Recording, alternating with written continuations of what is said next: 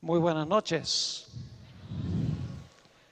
Parece mentira que hace una semana estábamos comenzando la semana de oración. ¿Cómo se ha ido de rápido la semana? Pero yo he disfrutado mucho esta semana. Ha sido un placer estar nuevamente en casa, porque esta es una de mis casas. Esta noche vamos a estudiar posiblemente la profecía más complicada de la Biblia. Y esa profecía nos dice que necesitamos sabiduría para poder comprender lo que está procurando enseñarnos. Así que en esta noche queremos pedir la bendición especial de Dios en nuestro estudio para que pueda darnos entendimiento. Así que les invito a que junto conmigo inclinen sus rostros y vamos a orar. Padre Celestial, venimos ante tu trono admitiendo que nuestra sabiduría humana es limitada, es poca, nuestra comprensión no es muy grande. Por eso necesitamos la ayuda del Espíritu Divino, que todo lo sabe, que escudriña los secretos profundos de Dios. En esta noche pedimos la presencia de tu Espíritu Santo. Ayúdanos, Señor, a comprender esta gran profecía. Te damos gracias por escuchar nuestra oración, porque te lo pedimos en el precioso nombre de tu Hijo Cristo Jesús. Amén. Quiero comenzar diciéndoles que no pretendo conocer todos los detalles interpretativos de Apocalipsis 17. No creo que haya ninguna persona que haya sido capaz de descifrar todos los misterios de este capítulo.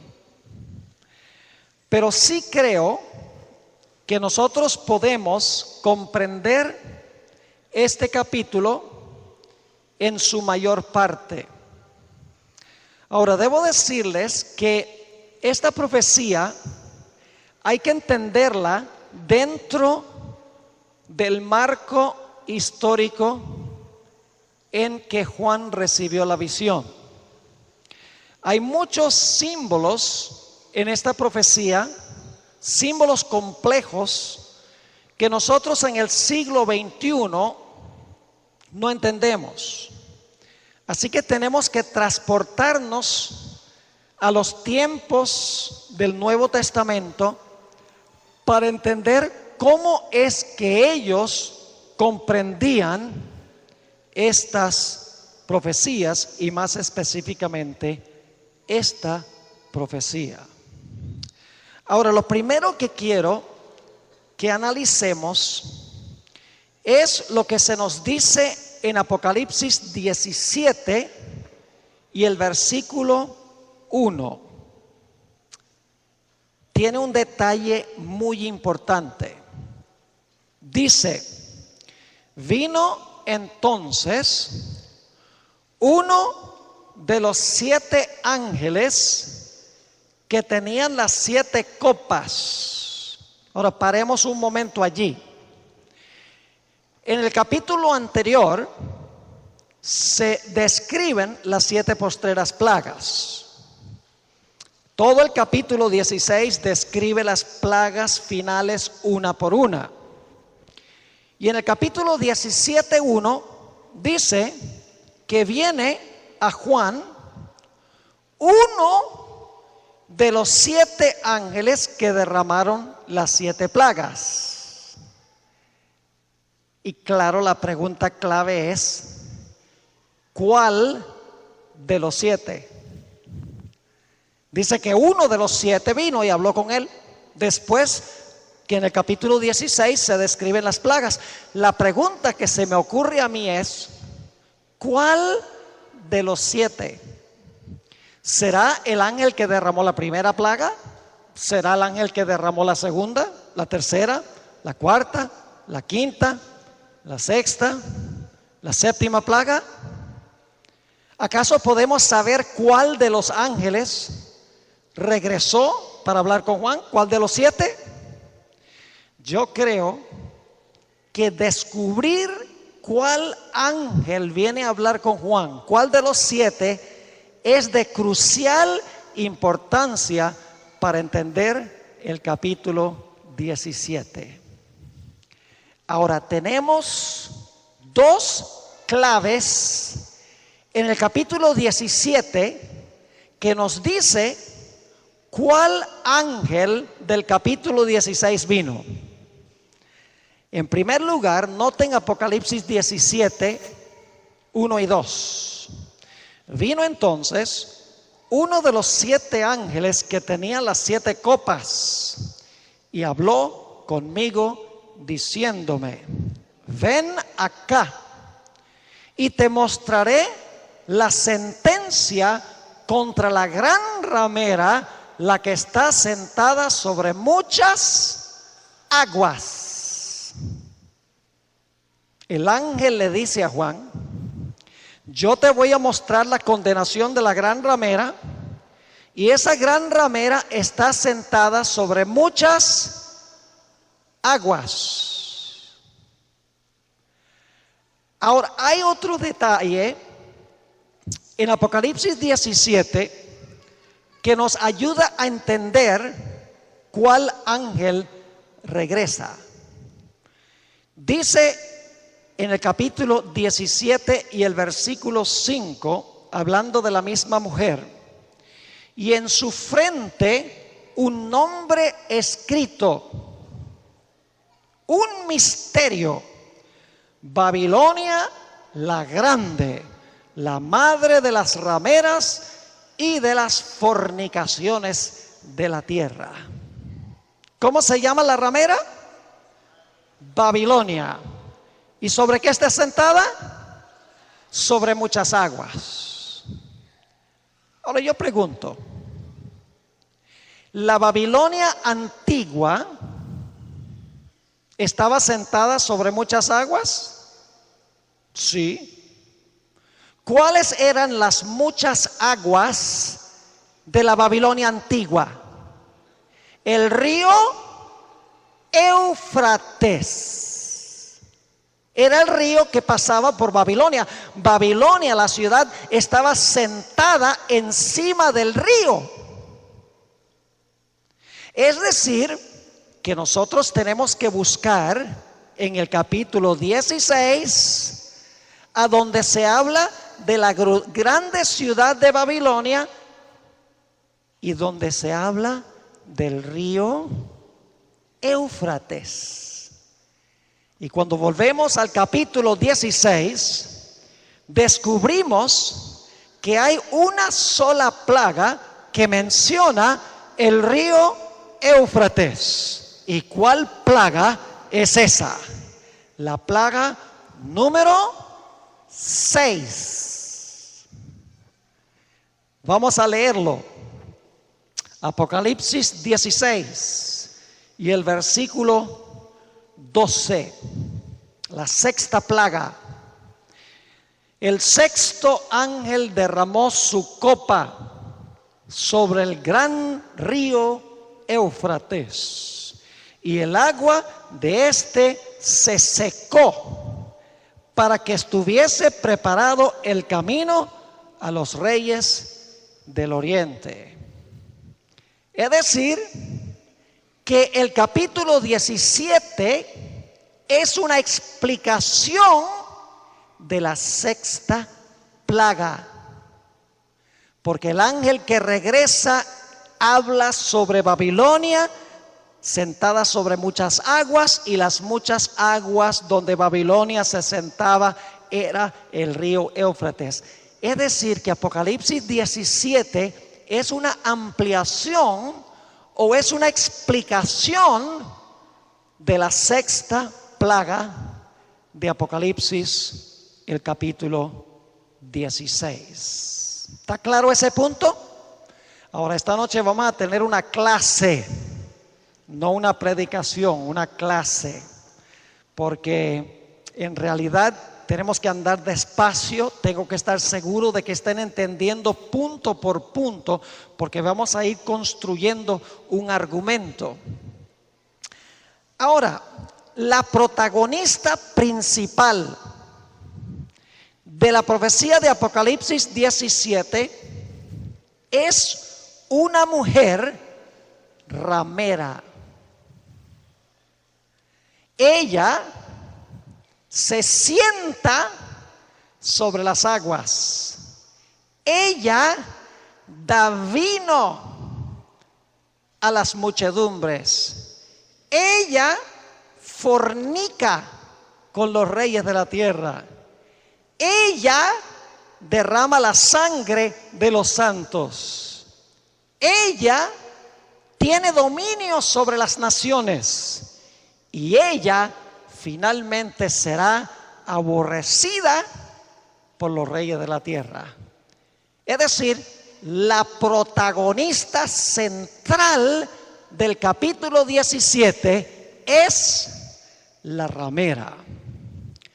Ahora, quiero leerles una cita que encontramos en el Conflicto de los Siglos, página 431, a donde la sierva del Señor define lo que es la ramera.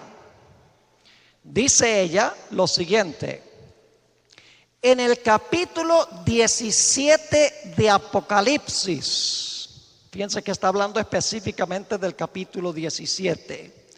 En el capítulo 17 de Apocalipsis, Babilonia está simbolizada por una mujer, figura que se emplea en la Biblia para representar una iglesia, siendo una mujer virtuosa, símbolo de una iglesia pura, y una mujer vil de una iglesia apóstata. Ahora, ¿enseña la Biblia eso? Claro que sí. Algunos versículos esta noche yo solamente los voy a poder mencionar porque no tenemos tiempo. En realidad este tema se prestaría para 4 temas, pero como es la culminación de la semana de oración y es en realidad el clímax de las otras profecías que hemos estudiado, he decidido darles esta noche una síntesis para que puedan tener comprensión global de esta profecía. En Ezequiel, el capítulo 16, 15 y 16, se nos dice que Israel se convirtió en una ramera. Fíjense que allí Dios llama a Israel, su pueblo profeso, una ramera.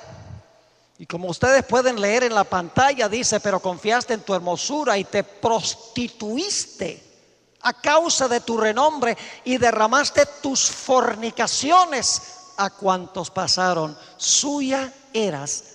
Dios describe a su pueblo apóstata bajo el símbolo de una ramera, lo cual significa que esta ramera de Apocalipsis 17 debe representar una iglesia que comenzó bien como Israel, pero que luego se prostituyó. Una iglesia apóstata, una iglesia que comenzó bien, pero luego se entremezcló con los reyes de la tierra, como vamos a ver en un momento, y como resultado cayó en apostasía y se convirtió en una ramera. Ahora quiero que noten que el gran pecado de esta ramera, de esta iglesia apóstata, es que ella fornica con los reyes de la tierra. Noten lo que dice Apocalipsis el capítulo 17 y el versículo 2. Apocalipsis el capítulo 17 y el versículo 2 dice: con la cual han fornicado los reyes de la tierra, y los moradores de la tierra se han embriagado con el vino de su fornicación.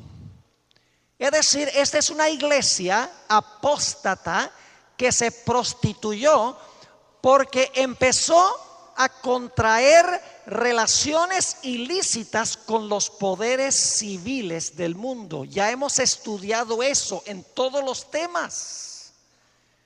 Daniel 2, la mezcla del hierro y el barro. Los eventos finales de Jesús, los judíos usando a Roma. Lo vimos en la profecía de Apocalipsis, el capítulo 12. Lo vimos en la profecía de Daniel 7, de Apocalipsis 13. Siempre la iglesia apóstata se vincula con los sistemas políticos del mundo, con los poderes civiles del mundo. Dice la sierva del Señor, en el Conflicto de los Siglos, página 432, por su alejamiento del Señor y su alianza con los paganos, la iglesia judía se transformó en ramera. Roma se corrompió de igual manera al buscar el apoyo de los poderes del mundo, y por consiguiente recibe la misma condenación. ¿Cómo se corrompió Roma? Buscando el apoyo ¿de qué? De los poderes del mundo, es decir, los poderes civiles del mundo. Eso es lo que significa su fornicación. Ahora nos dice también que esta ramera se sienta sobre muchas aguas. ¿Qué significa el acto de sentarse sobre las aguas? Significa que las ¿qué? Que las gobierna, reina sobre las aguas. ¿Y qué representan las aguas sobre las cuales la ramera gobierna? Dice en Apocalipsis 17:15, en la interpretación de esta visión, me dijo también, las aguas que has visto donde la ramera se sienta son pueblos, muchedumbres, naciones y ¿qué? Naciones y lenguas. Yo pregunto, ¿es una iglesia apóstata mundial? Claro que sí, porque dice que está sentada sobre las aguas, y las aguas son muchedumbres, naciones, lenguas y pueblos. Es una iglesia apóstata que se prostituyó por relacionarse con los poderes civiles del mundo, y dice que ella gobierna sentada sobre las naciones del mundo. Es decir, es una iglesia apóstata que tiene alcance global. Ahora necesitamos mirar algo muy interesante, y es cómo se relaciona Apocalipsis 17 con Apocalipsis 12 y 13. Uno de los errores que cometen muchos comentaristas bíblicos, creo yo, es cuando desconectan Apocalipsis 17 de Apocalipsis 12 y 13. En realidad necesitamos conectar Apocalipsis 12, Apocalipsis 13 y Apocalipsis 17, porque en estos capítulos tenemos una bestia en cada capítulo que tiene 7 cabezas. Ahora vamos a repasar rápidamente la profecía de Apocalipsis, el capítulo 12. Y no tienen que buscarla, porque lo que voy a hacer es pintar un cuadro. Ya la estudiamos, ojalá que estuvieron aquí. Los que no estuvieron van a tener que conseguir el DVD o el CD, porque es fundamental para entender lo que vamos a hablar en esta noche. En Apocalipsis 12, 13 al 15, nos dice que la serpiente o el dragón echó de su ¿qué? De su boca agua como un río. ¿Cuál creen ustedes que es ese río? El Éufrates. Lo vamos a anotar. Es decir, la serpiente o el dragón echó agua de su boca como un río. ¿Con qué fin? Con el fin de ahogar a la mujer.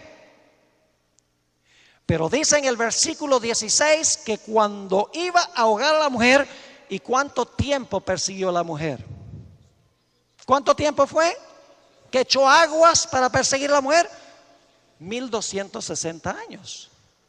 Pero luego dice que la tierra ayudó a la mujer. ¿Y qué hizo con las aguas? Secó las aguas. Significa que ya la iglesia en la tierra no iba a ser ¿qué? Perseguida. Es decir, por un tiempo las aguas se secan y la tierra ayuda a la mujer. Pero luego dice en Apocalipsis 12:17 que el dragón se airó contra la mujer y se fue a hacer guerra contra el remanente de la simiente de ella, los cuales guardan los mandamientos de Dios y tienen el testimonio de Jesucristo. Pregunta, según Apocalipsis 12, ¿iba a levantarse de nuevo la persecución después del secamiento de las aguas? Claro que sí. Así que tenemos este patrón.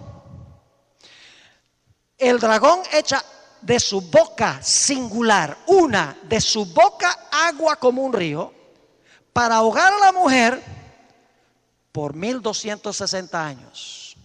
Hacia el final de ese periodo, la tierra se traga las aguas y las aguas se secan y cesa la persecución. Pero después de un tiempo, dice que el dragón se aira con la mujer y se va a hacer guerra contra la simiente, el remanente de la simiente de ella, los cuales guardan los mandamientos de Dios y tienen el testimonio de Jesucristo. El capítulo 13 presenta el mismo panorama, pero con diferentes símbolos. En Apocalipsis 13 tenemos una bestia que se levanta del mar. ¿Por cuánto tiempo persigue la bestia del mar a los santos de Dios? Por 42 meses, que es lo mismo que 1260 años. ¿Es paralela la profecía de Apocalipsis 13 con la de Apocalipsis 12? Claro que sí. La persecución en el capítulo 12 del dragón contra la mujer, 1260 años. La persecución en el capítulo 13, la bestia, dura 42 meses, que es el mismo periodo. Pero así como en el capítulo 12 la tierra secó las aguas, en el capítulo 13 la bestia recibe una herida mortal. ¿Cuántas cabezas de la bestia reciben la herida mortal? Una. La cabeza que estaba echando, ¿qué cosa? El agua. Pero luego dice que después que la bestia recibe una herida mortal y convalece por un rato, nos dice que se levanta una bestia de la tierra que tiene 2 cuernos como cordero, pero habla como un dragón y nuevamente persigue al pueblo de Dios. Yo pregunto, ¿son paralelas estas dos profecías? Clarito. El secamiento de las aguas en el capítulo 12 es lo mismo que la herida mortal del capítulo 13. Y escuchen bien, cuando las aguas fluyen de nuevo, es lo mismo que cuando la herida ¿qué? Se sana. ¿Están entendiendo lo que estoy diciendo? Ahora yo pregunto, ¿en qué capítulo de la Biblia, después del capítulo 13, habla de las aguas que están fluyendo otra vez? En el capítulo ¿qué? 17. Es decir, el capítulo 17 está describiendo el tiempo cuando la herida mortal y las aguas que se secaron se revoca y ahora la ramera que es lo mismo que la bestia y el periodo del dragón, persigue al pueblo de Dios nuevamente. Es decir, Apocalipsis 17 está describiendo el tiempo cuando la herida mortal será sanada, cuando la herida mortal será curada. Es decir, que cuando la bestia no persigue, la cabeza está muerta. Cuando la cabeza es usada por la ramera para perseguir, la herida mortal se sana. Cuando las aguas están fluyendo, la cabeza está sana. Cuando las aguas se secan, la cabeza está herida. Es decir, el funcionamiento de la cabeza tiene que ver con si es un poder que persigue o no, bajo la dirección de la ramera. Ahora, yo quería hablar un poco de Daniel 11, pero no lo vamos a hacer, porque nosotros no tenemos tiempo para hablar de esa otra profecía que es exactamente paralela a esta profecía. Es impresionante cómo Daniel 11 sigue la misma secuencia de Apocalipsis 12 y 13. Vamos a repasar la cronología de Apocalipsis 12, 13 y 17. Las aguas fluyen por 1260 años. ¿En qué situación está la cabeza que echa las aguas? ¿Está qué? Viva. ¿Y por qué está viva? Porque está ¿qué? Persiguiendo. Pero luego la tierra ayuda a la mujer, que significa que la herida, esta bestia recibe una herida ¿qué? Mortal. Y las aguas se secan. Pero Apocalipsis 17 dice que después de un periodo en que las aguas están secas, la ramera se va a sentar en las aguas y nuevamente las aguas van a ¿qué? A perseguir al pueblo de Dios. Pero escuchen bien, bajo la sexta plaga, las aguas del Éufrates se van a secar de nuevo. Será el secamiento final de las aguas de este poder que persigue a los santos de Dios. Ahora vamos a anotar una cita muy interesante del espíritu de profecía, donde Elena G. de White identifica un detalle muy interesante en cuanto a esta ramera. Ustedes notarán que se le llama, según Apocalipsis, el capítulo 17 y el versículo 5, la madre de las rameras y de las fornicaciones de la tierra. ¿Alguno de ustedes conoce una madre que no tiene hijos? Yo no conozco la primera madre que no tenga hijos. Es la madre de las rameras, lo cual significa que debe tener ¿qué? Hijas, porque son rameras, femenino. Es decir, que de esta iglesia apóstata en algún momento le nacieron hijas que son como la madre, que en muchos respectos enseñan lo que enseña la madre y practican lo que la madre practica. Fíjense lo que dice en el Conflicto de los Siglos 433. Se dice que Babilonia es madre de las rameras. Sus hijas deben simbolizar las iglesias que se atienen a sus doctrinas y tradiciones y siguen su ejemplo, sacrificando la verdad y la aprobación de Dios para formar alianza ilícita con el mundo.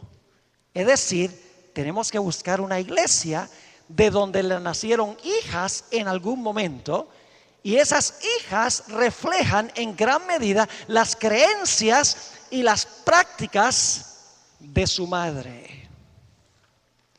Ahora queremos analizar un poquito más en cuanto a esta ramera.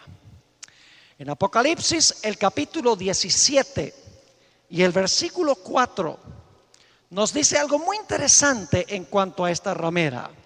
Dice allí en Apocalipsis 17:4, y la mujer estaba vestida de púrpura y escarlata.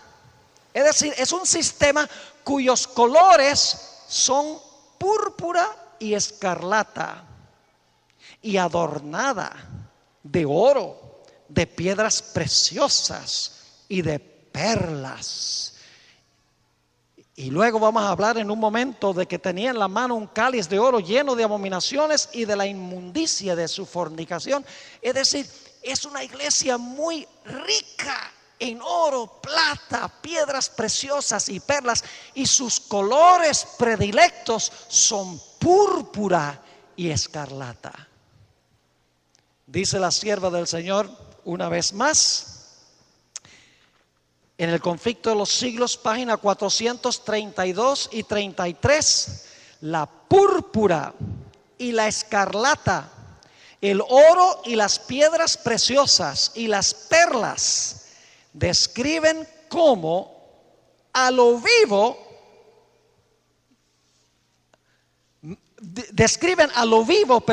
la magnificencia y la pompa más que reales de que hacía gala la arrogante sede romana.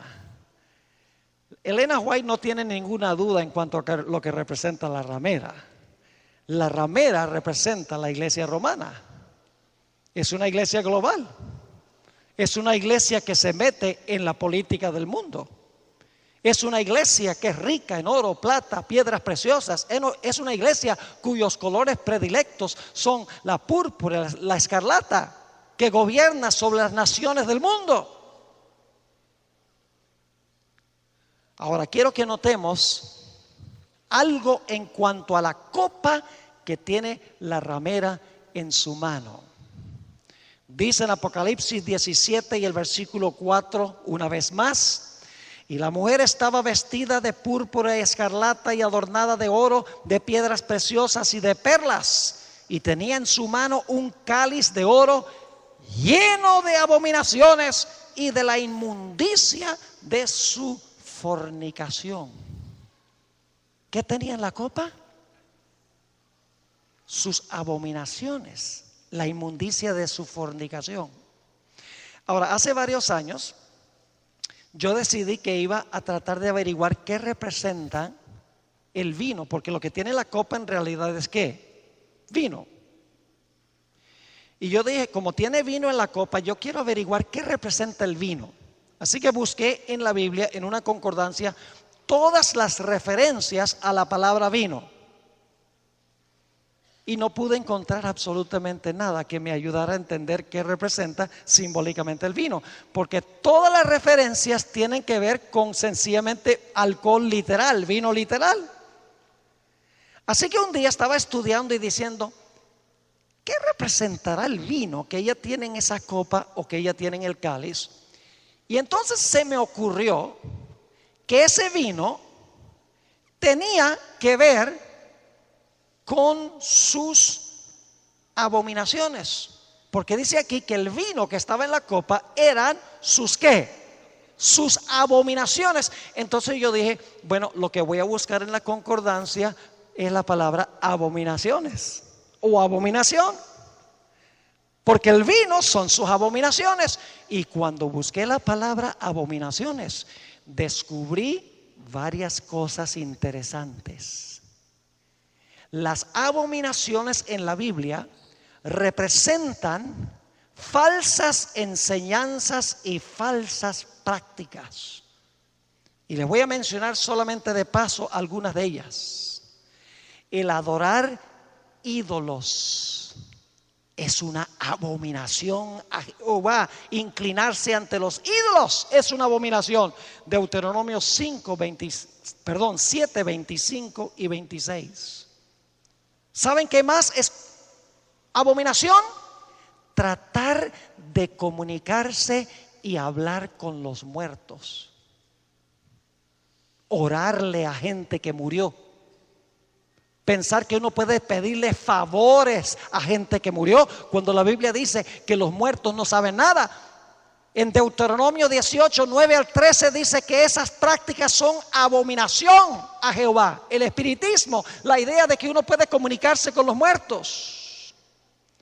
Proverbios 28, 9 dice que rehusar escuchar la ley de Dios, echar a un lado la ley de Dios, es abominación.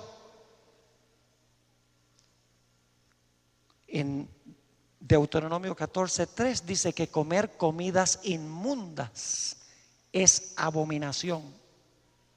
En Ezequiel 22, 2 dice que derramar sangre inocente es abominación.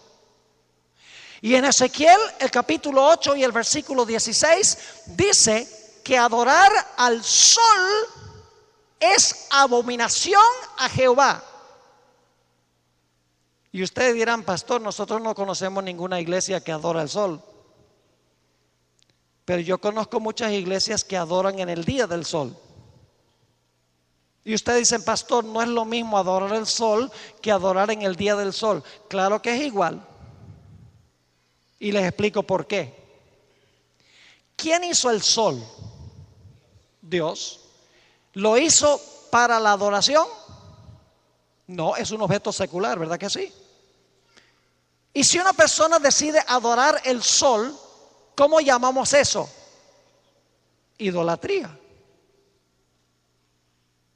Yo pregunto, ¿quién hizo el primer día de la semana? Dios. ¿Lo hizo para la adoración? No, es un día secular. ¿Qué sucedería si usted lo convierte en un día de adoración? Igual es idolatría. No importa si es un objeto o si es un día. Si el hombre lo hace para la adoración, es un ídolo. Por eso la hermana White vez tras vez habla del domingo como el sábado ídolo. Es decir, que el vino o las abominaciones en la Biblia tiene que ver con las prácticas y las enseñanzas antibíblicas de este sistema. Permítame leerles un par de citas muy interesantes del espíritu de profecía sobre este particular. La primera se encuentra en el libro Testimonios para los Ministros, página 59.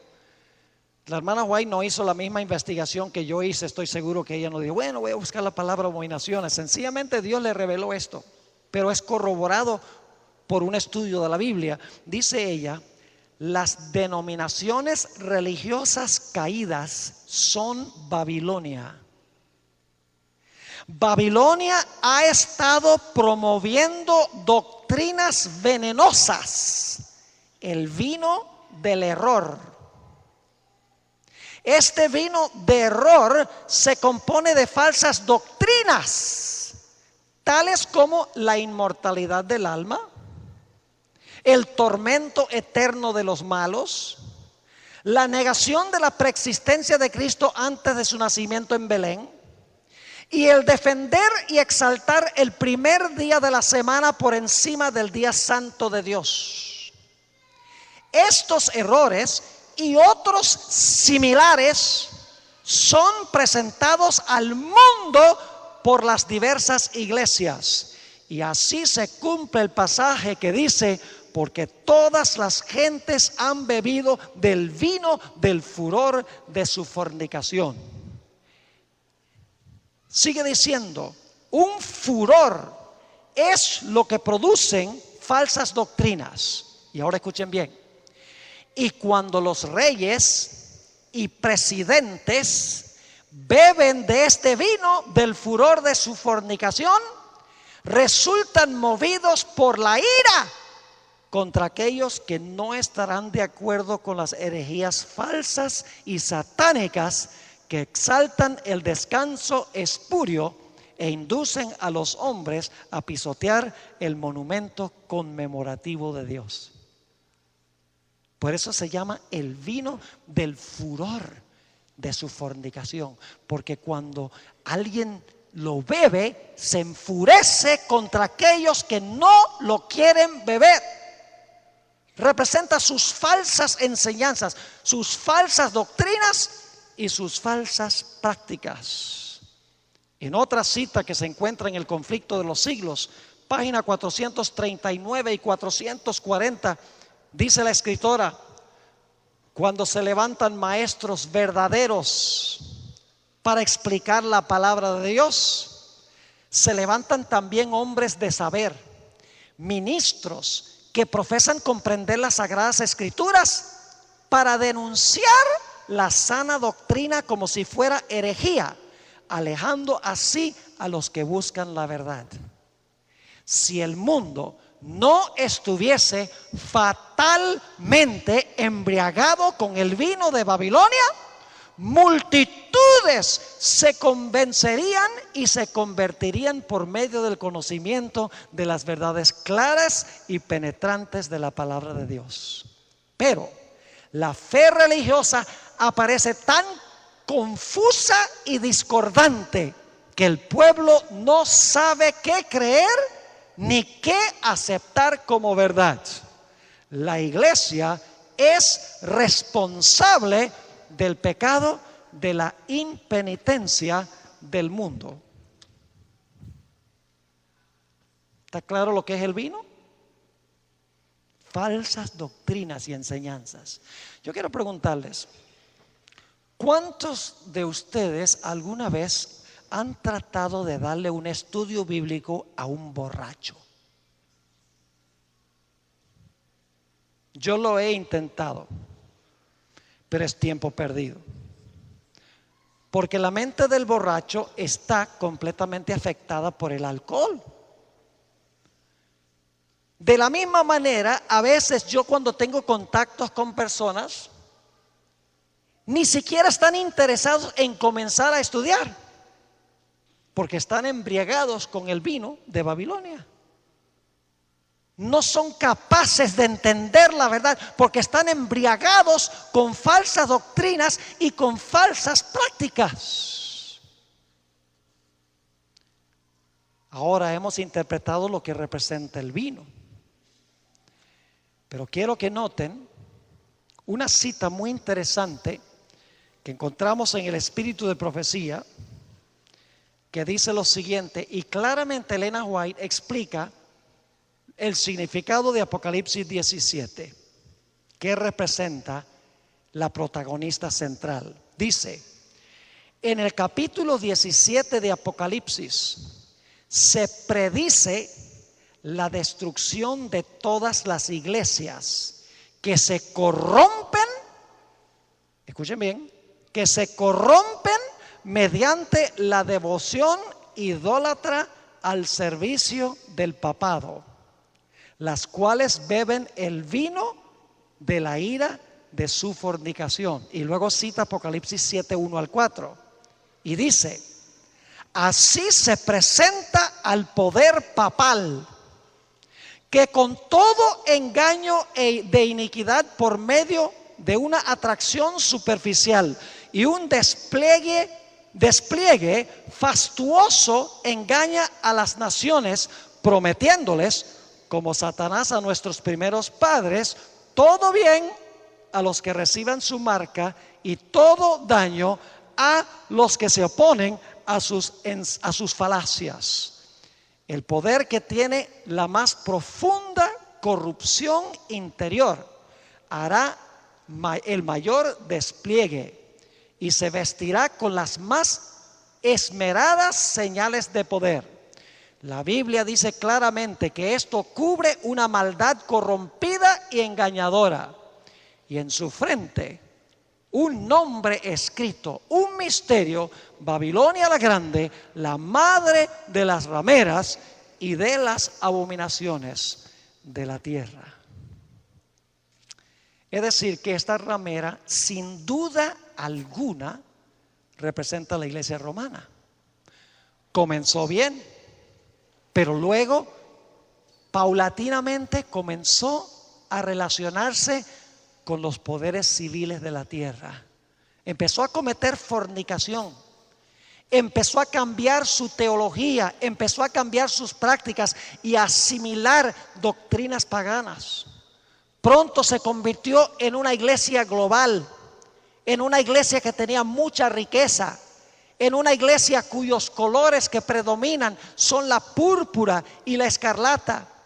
Una iglesia que empezó a darle a las naciones falsas doctrinas y falsas prácticas, y una iglesia que, como hemos estudiado durante los 1260 años, se alió con el poder civil para perseguir al pueblo de Dios.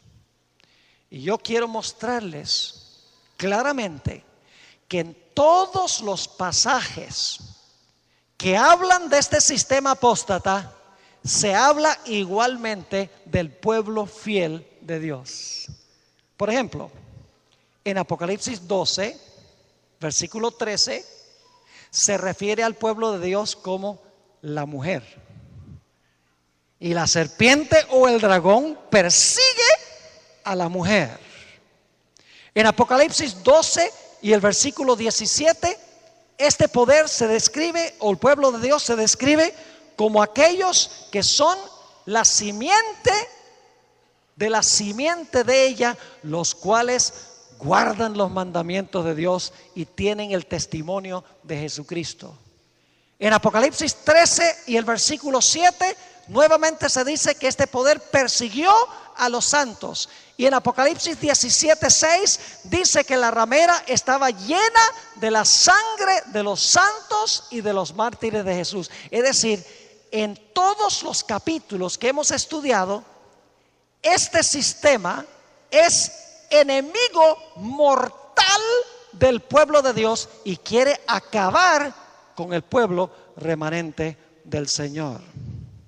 Dice una vez más la sierva del Señor: la potencia que por tantos siglos dominó con despotismo sobre los monarcas de la cristiandad es Roma. Una vez más, porque es muy importante, la potencia que por tantos siglos dominó con despotismo sobre los monarcas de la cristiandad es Roma.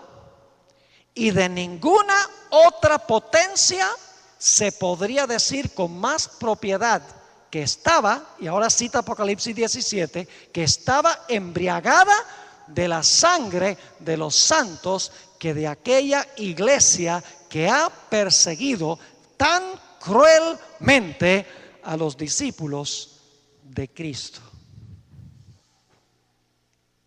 ¿Tienen en claro lo que representa la ramera y todo lo relacionado con ella?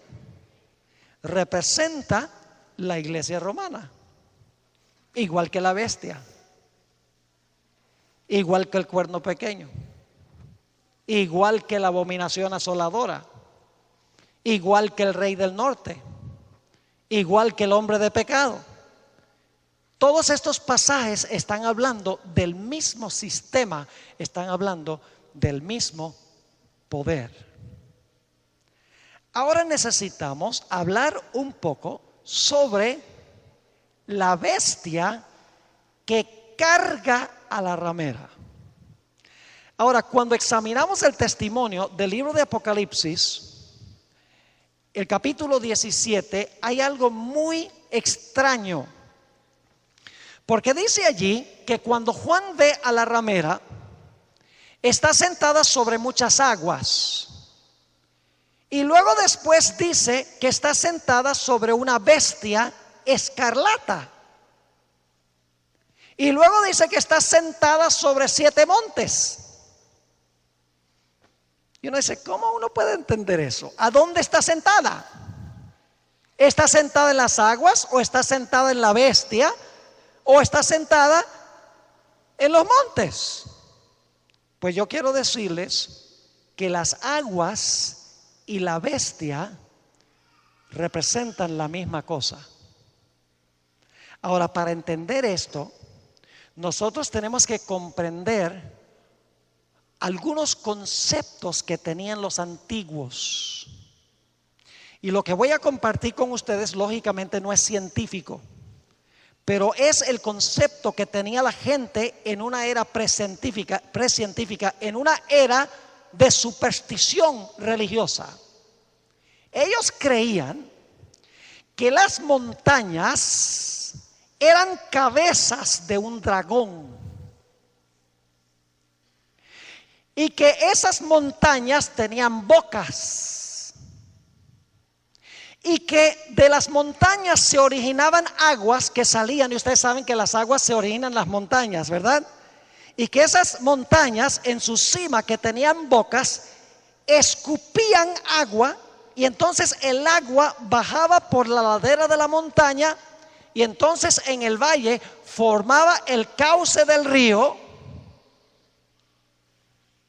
que tomaba la forma de una serpiente o del cuerpo de un dragón. Es decir, que las cabezas son montañas, porque según el concepto de los antiguos, las montañas eran cabezas de un gran dragón cósmico, y las cabezas tenían bocas que escupían aguas. Las aguas bajaban por las montañas y entonces formaban el cauce de un río, que era en realidad el cuerpo del dragón, que tenía 7 cabezas. Ahora yo pregunto, ¿ese concepto se encuentra en la Biblia? Sí, Señor. Y ustedes dicen, ¿dónde? En Apocalipsis 12. Ahí hay un dragón que tiene 7 cabezas, ¿sí o no? ¿Está escupiendo agua de su boca? Claro que sí. ¿Con el fin de qué? De ahogar a la mujer. Es decir que, ¿y cuántas cabezas tiene ese dragón? Tiene 7 cabezas. Pero ¿cuántas cabezas están echando aguas? Una sola cabeza a la vez está echando aguas. Y fíjense qué interesante, aunque en Apocalipsis 17 no aparece esto, los antiguos también creían que cuando el río se salía de su cauce, que el río le habían salido alas. Porque cuando uno lo ve, el río de arriba, están las montañas, las cabezas que tienen bocas, y las montañas están echando aguas, y las aguas bajan y forman el cuerpo del dragón cósmico según el concepto de ellos. Y cuando el río se inundaba, parecía que estaba extendiendo sus alas. ¿Saben ustedes que ese concepto está en la Biblia también? Noten lo que dice Isaías 8 y el versículo 7 y 8. Isaías 8, 7 y 8. Es decir, que Juan está tomando bajo inspiración la terminología que era común en su época. Juan no creía que las montañas eran cabezas de un dragón, ni que las montañas tenían bocas. Él sencillamente está tomando la terminología común de su época y la está usando porque la gente estaba acostumbrada a ese modo de hablar. Está hablándoles en el idioma de su época. Fíjense lo que dice Isaías 8 y el versículo 7 y el versículo 8. Está hablando de la invasión de Sennacherib a Israel y su llegada final a la ciudad de Jerusalén. Dice en el capítulo 8 y el versículo 7: he aquí, por tanto, que el Señor hace subir sobre ellos aguas de ríos, sobre Israel, impetuosas y muchas. ¿Y qué significan las aguas impetuosas y muchas? Dice, esto es al rey de Asiria con todo su poder, el cual subirá sobre todos sus ríos y pasará sobre todas sus riberas. Es decir, es un río que se está ¿qué? Inundando la tierra para matar a quienes, a Israel que está en Jerusalén. Versículo 8: y pasando hasta Judá, inundará y pasará adelante y llegará hasta la garganta. Condición precaria. Después de la garganta uno se ahoga. Y luego dice en el versículo 8: y extendiendo sus ¿qué? Extendiendo sus alas, llenará la anchura de tu tierra, oh Emanuel. Este es el concepto. Nos ayuda a entender mejor Apocalipsis 17. ¿Dónde está sentada la mujer? ¿Está sentada sobre una bestia escarlata o está sentada sobre las aguas? Escuchen bien, las aguas son el cuerpo del dragón. Porque según este concepto, las aguas bajaban de los montes, de las bocas de las cabezas del dragón, bajaban y entonces el río formaba el cuerpo del dragón. ¿Y por qué creen ustedes que este dragón es bermejo o este dragón es rojo? Algunos dicen, bueno, eso tiene que ser entonces el comunismo. Algunos interpretan así la Biblia. Pero Apocalipsis 17 nos dice por qué este dragón es bermejo. Es bermejo porque las aguas están llenas de sangre. Lo dice en Apocalipsis 17:6. Está llena de la sangre de los santos y de los mártires de Jesús. Las aguas están rojas porque está derramando sangre. Es decir, la ramera está montada sobre las aguas que son el cuerpo de esta bestia. Y está sentada sobre las cabezas porque ella, ¿qué hace? Ella domina a lo que representan los montes. ¿Y qué representan los montes? Los montes o las montañas representan reinos. En Apocalipsis 17 dice que representan reinos. Es decir, que esta ramera controla las muchedumbres y también controla los reinos. Ahora es interesante notar que según Apocalipsis, el capítulo 17, este dragón que tiene 7 cabezas y que está echando agua de su boca de nuevo. ¿Recuerdan que una cabeza fue herida de muerte? Una cabeza dejó de echar agua porque el agua se secó. Pero ahora en el capítulo 17, la siguiente cabeza está escupiendo agua. Nuevamente tiene poder, ¿para qué? Para perseguir. Las montañas representan el reino que la ramera está usando para perseguir y matar al pueblo de Dios. Ahora, hay algo muy interesante. Estas 3 bestias de Apocalipsis 12, 13 y 17 se levantan de 3 lugares diferentes. El dragón de Apocalipsis 12 se ve en el cielo. Juan ve una señal en el cielo y el dragón está en el cielo, por la sencilla razón de que Satanás fue lanzado fuera del cielo.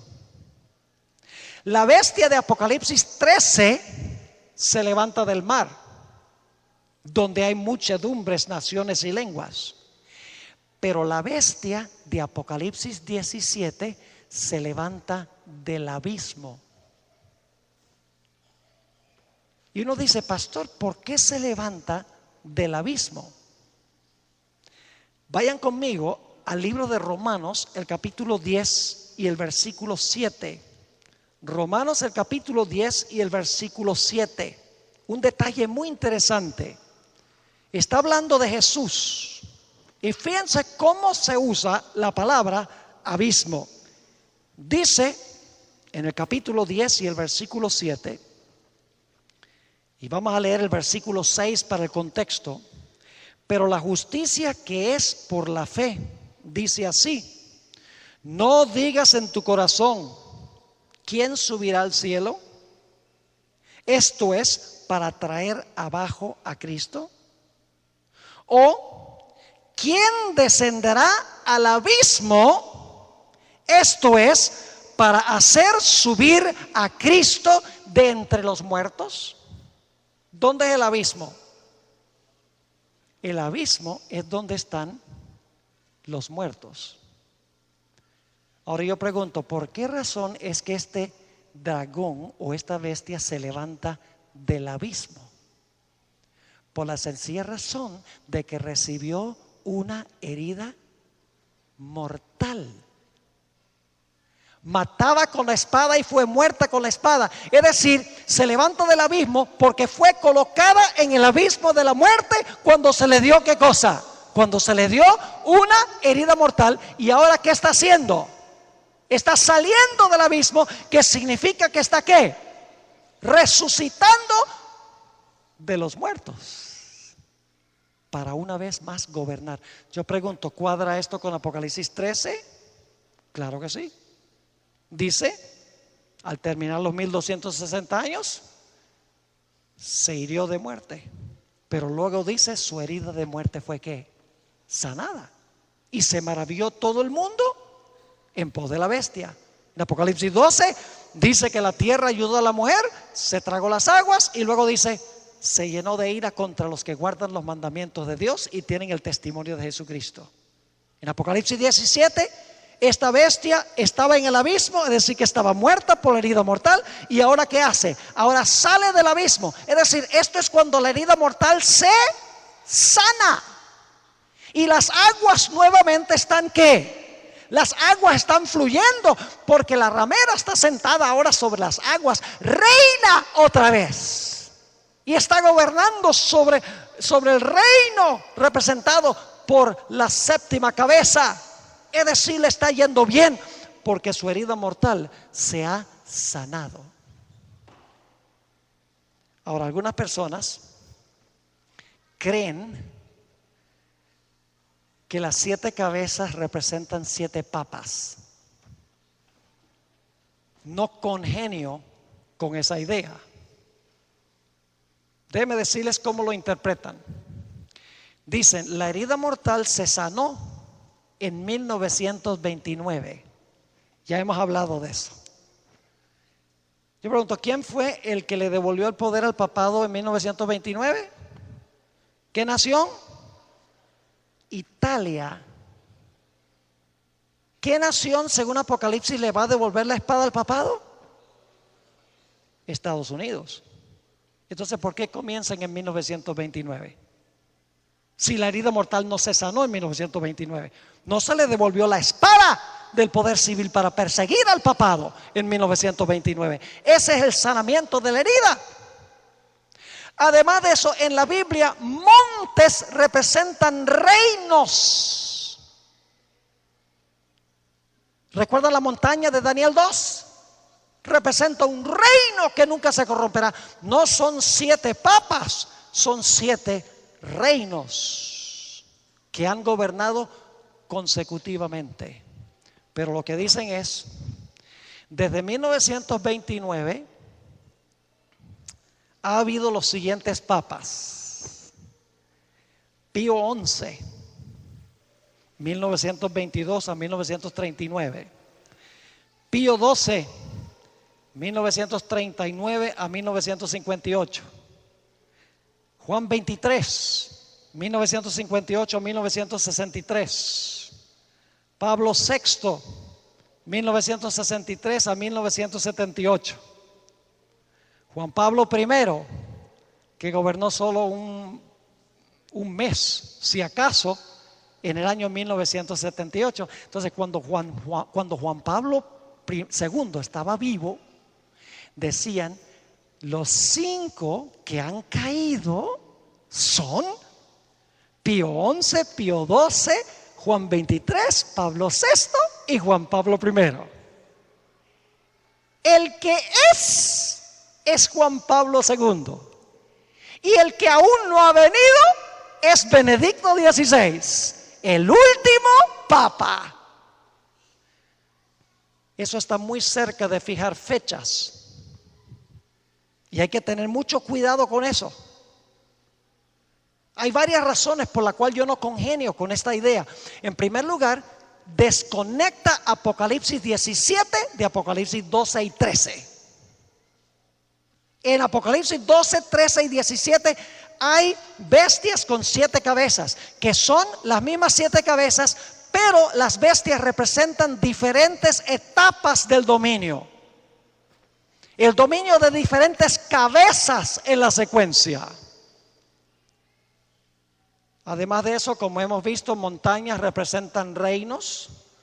Y además de eso, hemos visto que la herida mortal no se sanó en el año 1929, porque la profecía dice que Estados Unidos va a sanar la herida y no Italia. Entonces la pregunta clave es, ¿dónde ponemos cronológicamente esta bestia? La profecía lo dice. La profecía dice que esta bestia fue. Pero en el presente no es. Pero es una bestia que será. Ahora yo pregunto, ¿cuándo es que esta bestia, y ustedes entienden lo que es la bestia? Cuando la cabeza, cuando el reino está escupiendo agua porque la ramera le dice que lo haga, el resultado es que la iglesia está sufriendo ¿qué cosa? Persecución. Cuando la cabeza no está escupiendo el agua y el agua se seca o la cabeza está herida de muerte, entonces no hay ¿qué? No hay persecución. Yo pregunto, ¿cuándo es que esta bestia estaba vivita y persiguiendo? Dice que era. ¿Qué etapa es esa? Los 1260 años. Yo pregunto, ¿la bestia estaba bien viva durante ese tiempo? Claro que sí. ¿Estaba escupiendo sus aguas? Claro que sí. Pero al final de ese periodo, ¿qué pasó? Recibió una herida mortal. Por eso dice, era. Pero en el presente no es. ¿Por qué no es? Porque ahora tiene una herida mortal, las aguas están secas y no puede perseguir. ¿Qué significa que la bestia será? Significa que la bestia va a recuperar su poder. Su herida de muerte fue sanada. Las aguas que se secaron fluyen en Apocalipsis 17 de nuevo, porque la ramera está sentada sobre muchas aguas. ¿Ven ustedes la importancia de tomar en cuenta Apocalipsis 12 y Apocalipsis el capítulo 13? Es vital. Usted no puede desconectar Apocalipsis 17 del 12 y 13, porque en sencillas cuentas Apocalipsis 17 lo que está haciendo es hablando del tiempo cuando se sana la herida mortal. Y nos da un punto de referencia para que podamos entender. Dice, esta bestia fue. Ahora no es, dice, pero pronto se va a levantar del abismo, del lugar de los muertos, porque tenía una herida mortal. Y las aguas van a fluir y la ramera va a controlar las aguas y va a controlar los reyes de la tierra para perseguir una vez más al pueblo de Dios. Ahora, si ustedes quieren saber qué pienso yo que son las 7 cabezas, se los voy a decir a base de mi propio estudio. Algunas personas comienzan con Asiria y Egipto. No congenio con esa idea porque en ninguna parte de las profecías de Daniel ni Apocalipsis aparecen en la cadena de reinos Asiria ni Egipto. Si eran poderes perseguidores, pero Daniel y Apocalipsis empiezan con Babilonia. El capítulo 7 de Daniel empieza con Babilonia. Apocalipsis, el capítulo 12 empieza con Babilonia. El capítulo 13 empieza con el león, Babilonia. Ahí es que hay que empezar la secuencia de las cabezas. Las cabezas son, según lo que yo he podido determinar, Babilonia, Medo-Persia, van 2, Grecia, número 3, el Imperio Romano, número 4, cuando los poderes civiles de Europa permitieron que el papado los usara para perseguir. La 6ª cabeza, escuchen bien, representa a los Estados Unidos cuando imponga una ley dominical que luego le va a devolver el poder a la 7ª cabeza, que es Roma papal. E inmediatamente cuando yo digo eso, la gente dice, oh, no puede ser.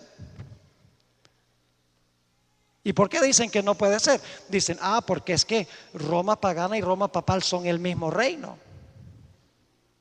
Y la Roma final, el mismo reino. ¿Cómo se pueden tener 3 cabezas para el mismo reino? Yo les explico por qué. Porque la Biblia hace la separación. En Apocalipsis 12 hay una bestia para Roma pagana. En Apocalipsis 13 hay una bestia para Roma papal.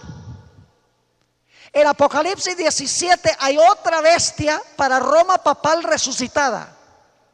Y para Estados Unidos también hay una bestia aparte, la bestia que se levanta de la tierra, que tiene cuernos como de cordero.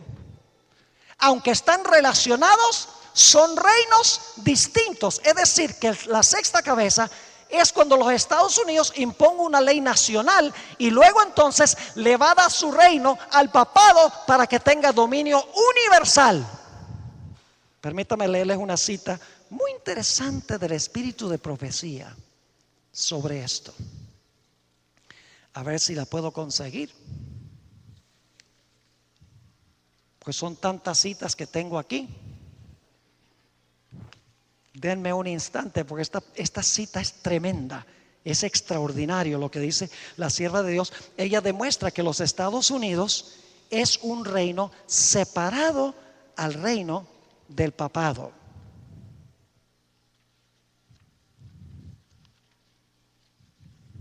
Aquí está. Y voy a leer toda la cita para que ustedes puedan ver lo que ella está diciendo. Esto se encuentra en el Comentario Bíblico Adventista, tomo 7, página 983. Dice esto: ¿cuál es este reino que le da este poder al papado? Aquí viene la respuesta: el protestantismo. ¿Cuál es el reino que le da su reino?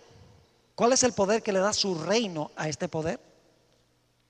Yo pregunto, ¿los Estados Unidos es un reino según esto? ¿Le da su reino a otro reino? Escuchen lo que dice. ¿Cuál es este reino que le da su poder al papado? Su respuesta es esta: el protestantismo. Un poder que, mientras que profesa tener el espíritu del Cordero y profesa estar aliado con el cielo, habla con la voz del dragón. ¿A cuál reino se refiere la hermana White cuando dice que le va a dar su reino a Roma papal? La bestia que tenía cuernos como de cordero, pero termina hablando como un ¿qué? Como un dragón. Es decir, los Estados Unidos se va a volver un poder perseguidor. Y luego dice la sierva del Señor, en una cita muy interesante que quiero leer, dice ella en Eventos para los Últimos Días 135: el mundo no conoce más que tempestades, guerras y discordias.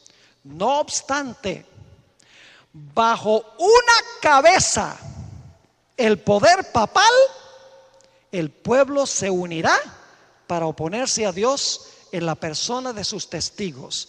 Esta unión es cimentada por el gran apóstata.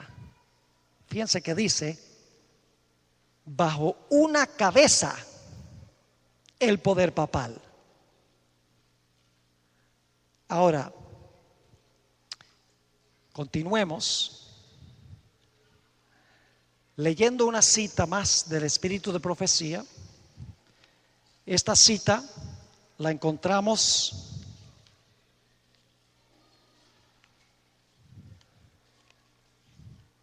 no sé dónde. Aquí está. Dice ella, esto se encuentra en la revista Señales de los Tiempos, junio 12, 1893. Dice: cuando la tierra que el Señor levantó para darle refugio a su pueblo, para que pudieran adorarle conforme a los dictados de sus propias conciencias, la tierra sobre la cual Dios ha colocado por largos años el escudo de la omnipotencia, la tierra que Dios ha favorecido haciéndola depositaria de la religión pura de Cristo, cuando dicha tierra, por medio de sus legisladores, repudia los principios del protestantismo y apoya la apostasía romana, que procuró alterar la ley de Dios, entonces se revelará la obra final del hombre de pecado. Los protestantes le brindarán toda su influencia y apoyo al papado. Yo pregunto, ¿los Estados Unidos va a ser un reino primero? ¿Que va a poner una ley nacional? ¿Y luego le va a dar el poder al papado? ¿Otro reino? La sierva de Dios dice que sí.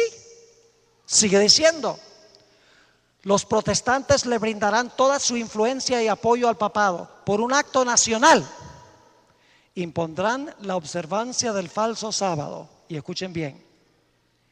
Y le darán vida y vigor a la fe corrupta de Roma. Y así revivirán su tiranía y su opresión de la conciencia. Entonces será tiempo para que Dios obre con gran poder para vindicar su verdad. Ahora, ¿qué representan los 10 cuernos? Los 10 cuernos, generalmente cuando se pinta la bestia, como ustedes ven aquí, los 10 cuernos se distribuyen en diferentes cabezas. Uno aquí, 2 allá, 3 en el otro. Eso no es bíblico. Todos los cuernos en Apocalipsis 12 estaban en una sola cabeza. Todos los cuernos de la bestia de Apocalipsis 13 estaban todos en una misma cabeza. Y en Apocalipsis 17 todos los cuernos están sobre una misma cabeza. Es la forma de decir que este séptimo reino, compuestos de los reyes de la tierra y de todo el mundo, van a apoyar a este sistema para perseguir al pueblo de Dios. Pero luego va a pasar algo espectacular. Permítame leerles la descripción de lo que va a suceder.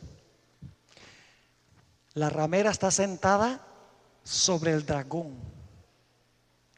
Está sentada sobre las aguas, sobre la bestia, reinando sobre todo el mundo maravillado en pos de la ramera y en pos de la bestia.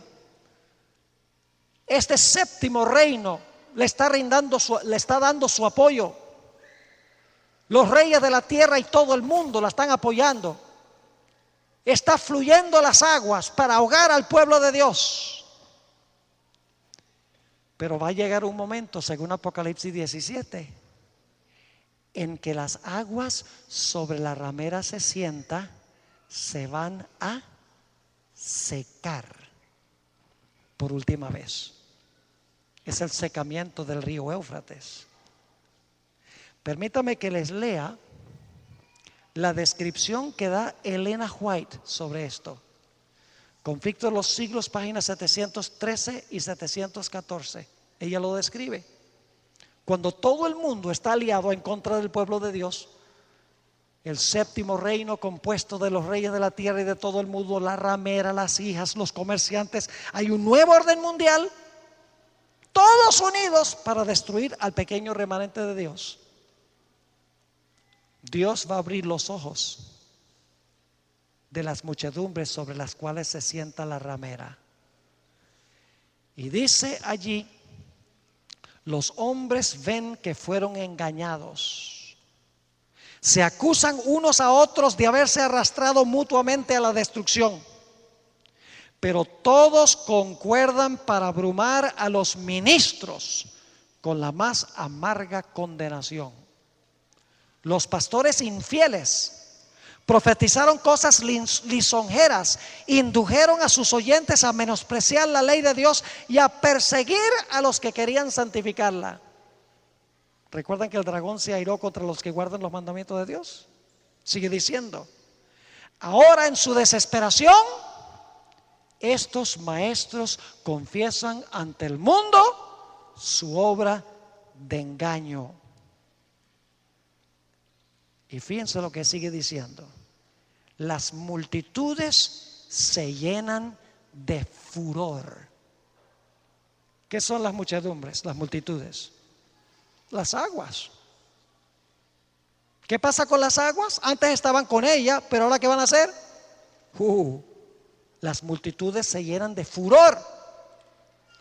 Estamos perdidos, exclaman, y vosotros sois la causa de nuestra perdición, y se vuelven contra los falsos pastores. Esto es lo que quiere decir que la ramera será aborrecida. La harán desolada, desnuda, comerán sus carnes y la quemarán con fuego. Esa es una forma de decir que la van a destruir de verdad, verdad. Sigue diciendo, precisamente aquellos que más los admiraban en otros tiempos pronunciarán contra ellos las más terribles maldiciones. Las manos mismas que los coronaron con laureles se levantarán para aniquilarlos. Las espadas que debían servir para destruir al pueblo de Dios. Fíjense qué interesante, las espadas. ¿Recuerdan lo que hablamos de la espada? Las espadas que iban a usar los ministros y las naciones para matar al pueblo de Dios. ¿Para qué se van a usar? Las espadas que debían servir para destruir al pueblo de Dios se emplean ahora para matar a sus enemigos. Por todas partes hay luchas y derramamiento de sangre. ¿Se van a secar las aguas sobre las cuales se sientan las rameras nuevamente? Absolutamente.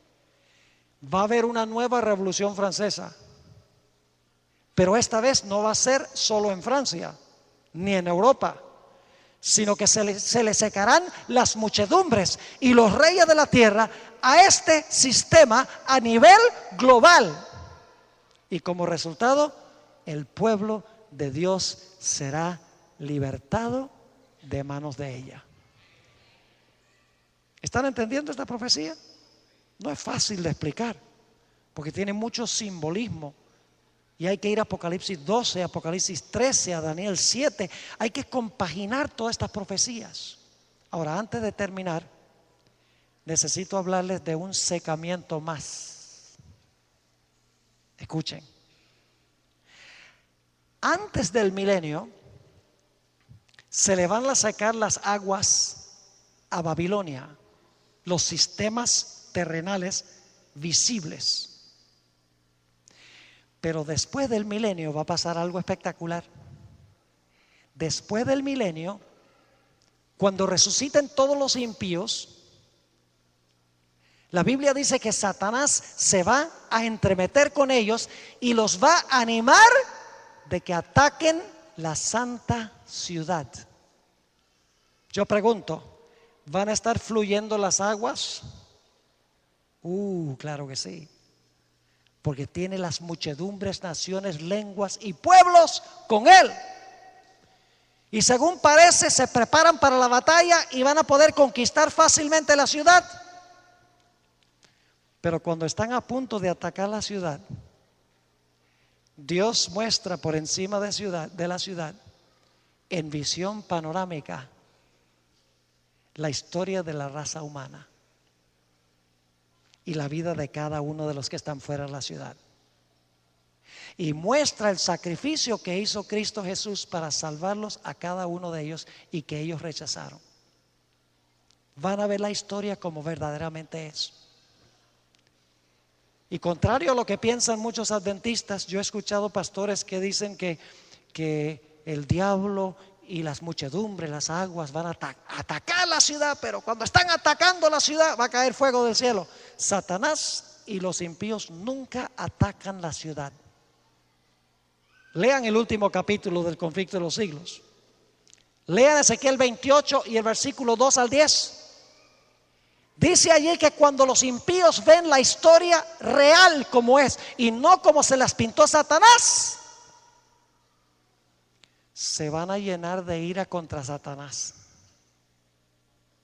Se le van a secar las aguas al diablo. Y dice la sierva de Dios que le van a apuntar el dedo y le van a decir: tú nos dijiste que no había que guardar la ley y que no era necesario guardar el sábado. Y nos dijiste que aquellos estaban equivocados y que nosotros teníamos razón, y ahora hemos visto la historia real y te vamos a fulminar.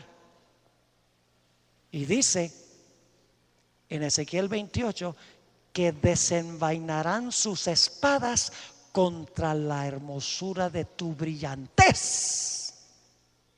Este es el secamiento final de las aguas de toda la raza humana, y se secan contra Satanás.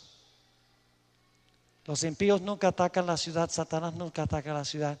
Los impíos mueren atacando a Satanás, porque finalmente se dan cuenta que Dios tiene razón. Es decir, lo que pasa con el sistema de Babilonia antes de los 1000 años sucede con el líder de Babilonia después de los 1000 años, que es Satanás mismo en persona. Ahora, mis hermanos y hermanas, nos esperan tiempos difíciles, bien difíciles. Escuchen, todo el mundo va a estar aliado contra el pequeño remanente de Dios. La ramera, sus hijas, los comerciantes, las muchedumbres, las hijas, todos van a estar en contra del pueblo de Dios. Va a haber un nuevo orden mundial, y ya estamos, creo yo, viendo la formación de esto. Y va a haber solamente un pequeño remanente, como siempre ha habido. ¿Estaremos nosotros dispuestos de pararnos por la verdad, aunque se desplomen los cielos? ¿Estaríamos dispuestos nosotros de pararnos por la verdad, aun cuando no podamos comprar ni vender? ¿Estaríamos dispuestos nosotros de pararnos por la verdad, aunque tuviéramos que ir a la cárcel? ¿Estaríamos nosotros dispuestos de pararnos por la verdad, aun cuando nos fueran a torturar? ¿Estaríamos nosotros dispuestos de pararnos por la verdad de Dios, guardar su santo día, aunque tuviéramos que enfrentarnos a la muerte por amor a Jesús?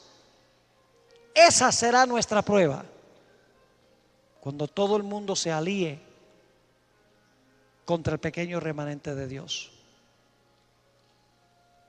Y déjeme decirles esto: ¿qué prefiere usted? ¿Vivir ahora y morir después? ¿O morir ahora y vivir después? Pues yo le digo, yo prefiero morir ahora y vivir después. Porque la bestia va a decir: mira, si recibes mi marca, puedes comprar y vender, puedes comer. Si recibes mi marca, no te van a matar. Pero lo que no te dice es: te salvas la vida ahora y pierdes la vida eterna. ¿De qué vale que el hombre gane todo el mundo y pierda su alma? Hermanos y hermanas, es tiempo de que nosotros regresemos a nuestras raíces proféticas. Nuestras raíces proféticas son ciertas, seguras, sólidas. Y es lo que debemos estar hoy en día predicando, no exclusivamente, pero debemos predicar más sobre profecías, que es el mensaje distintivo que Dios nos ha dado a nosotros, para que la gente pueda saber qué está pasando. La gente tiene incertidumbre, dice: ¿qué está pasando? Nosotros tenemos la explicación para que ellos estén del lado correcto. Quiero terminar contándoles una historia. En mi iglesia tengo a 2 damas muy interesantes. Ambas eran católicas, fueron criadas en un convento, no el mismo convento, pero fueron criadas en conventos diferentes. Recuerdo la primera vez que vino una de ellas a una campaña evangelística donde yo hablé sobre estas cosas, sobre el papado. Esa mujer se enojó como ustedes no se imaginan. Dejó de venir a la iglesia por meses, no volvió a la iglesia, y cuando finalmente regresó, me miraba feo. Y algunos miembros me decían: pastor, si usted no hubiera hablado tan fuerte, ella estaría aquí contenta en la iglesia. Yo le dije: esperen. La otra pasó lo mismo. También prediqué un tema evangelístico sobre la bestia y el falso profeta. Se enojó también y dejó de asistir a la iglesia. Y me dijeron los miembros lo mismo: pastor, ¿por qué no habla así un poco más blandito? Que no queremos espantar a la gente. Yo le dije: tenga paciencia. Para hacer una larga historia corta, ambas de ellas hoy son líderes en el departamento de escuela sabática de los niños. Ambas bautizadas adventistas del séptimo día. Y recientemente la primera me escribió una carta pidiéndome perdón por todas las miradas que me dio. Y diciendo: es que verdad, era la verdad, y la verdad me amargó. Pero tuve que sentarme y reflexionar, y me di cuenta que era la verdad. Escuchen, no hay ningún problema con que la gente se enoje cuando presentamos estas cosas, porque muchas de estas personas van a tomar conciencia y luego, después de reflexionar, van a aceptar. Me hace pensar de Saulo de Tarso. ¿Han leído ustedes alguna vez el sermón de Esteban en Hechos 7? Óigame, cuando llegó al final del sermón, él dijo: ustedes mataron a Jesús. ¡Wow! Y dice que sus corazones rugían dentro de ellos y crujían los dientes, estaban bravísimos. ¿Y saben ustedes quién era el más bravo? Saulo de Tarso. Yo me imagino que la iglesia de aquella época le hubiera dicho a Esteban: pero ¿por qué hablaste tan fuerte? Lo que hiciste fue enojar a todo el mundo. Pero en cortas cuentas, ustedes saben lo que pasó. La sierva de Dios dice que Saulo de Tarso sabía que lo que había dicho Esteban era la verdad, y se enojó porque era la verdad. Y para acallar su conciencia, emprendió un viaje a Damasco para perseguir a los cristianos y no tener que pensar en lo que había visto. Pero en las afueras de Damasco, el Señor lo tumbó y le dijo: Saulo, Saulo, ¿por qué me persigues? Y Saulo de Tarso llegó a ser el gran apóstol Pablo. ¿Valió la pena para Esteban haber predicado ese sermón? Claro que sí. No tengamos miedo de predicar nuestro mensaje profético. Prediquémoslo con amor y dejemos que el Espíritu Santo haga la obra. La gente necesita hoy saber a dónde estamos y a dónde vamos. Y nosotros necesitamos saber eso. Ahora yo quiero preguntar en esta noche: ¿cuántos de los presentes quieren que yo tenga una oración pidiéndole a Dios que los mantenga fieles a Él en medio de la crisis que pronto estallará en este mundo como nunca se ha visto? ¿Quieren levantar la mano? Si ese es el deseo de su corazón, pónganse de pie. Mejor, las decisiones de pie son más firmes. La Biblia no dice levanta la mano cristiano, dice de pie cristianos. Gloria a Dios. Quiero decirles que ha sido un privilegio, un placer estar con ustedes, y espero verlos en el reino. Que no falte ninguno en aquel gran día cuando nos encontremos con el Señor.